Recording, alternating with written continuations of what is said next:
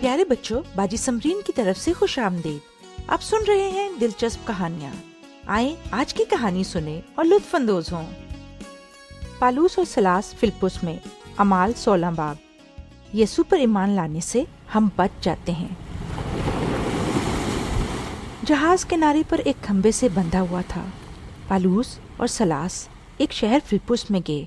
بازاروں اور گلیوں میں انہوں نے بار بار یہ آواز لگائی، خدا آپ کو پیار کرتا ہے، اس نے اپنا بیٹا دنیا میں بھیجا۔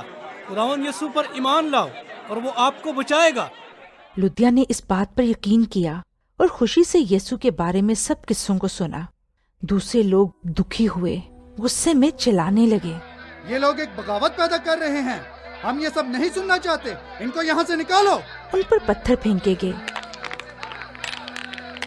اچانک سب لوگ خدا کے بھیجے ہوئے رسولوں کے خلاف کھڑے ہو گئے۔ غصے سے بھرے آدمی نے ان کے کپڑوں کو پھاڑا اور ان کو مارا، ان کی کمر پر چھڑی سے مار کر ان کو دکھ پہنچایا۔ جیل کے محافظ نے ان کے ہاتھ پیر باندھ دیے، ہر چیز نے ان کو درد دیا، ان کی کمر پہ بہت ہی جلن ہو رہی تھی۔ بائبل میں ہم پڑھتے ہیں کہ قیدیوں نے کوئی سوال یا شکایت نہیں کی کہ خدا نے ہمارے ساتھ یہ کیوں ہونے دیا، بلکہ انہوں نے رات کے وقت خدا کی حمد کے گیت گائے۔ اور پھر یہ ہوا، خدا نے ایک زوردار زلزلہ بھیجا اور ان کی مدد کی۔ ان کی زنجیریں خود ہی گر گئیں اور جیل کے دروازے کھل گئے۔ جیل کا رکھوالا شور کی آواز سے اٹھ گیا۔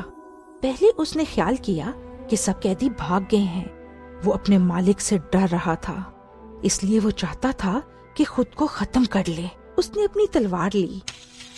رکو، اپنے آپ کو زخمی نہ کرو، ہم سب یہیں پر موجود ہیں۔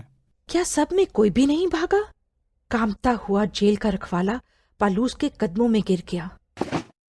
مجھے بچنے کے لیے کیا کرنا ہوگا؟